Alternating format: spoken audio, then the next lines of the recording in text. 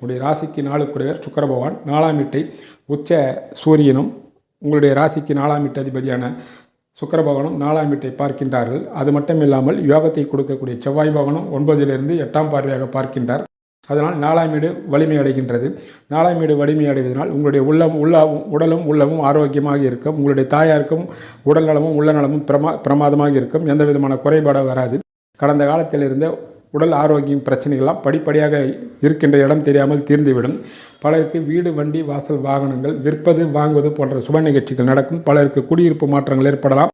அது பழைய வீட்டை விட்டு புதிய குடியிருப்புகள் செல்லலாம். சொந்தமாக கட்டி கொண்டும் பார்க்கலாம்.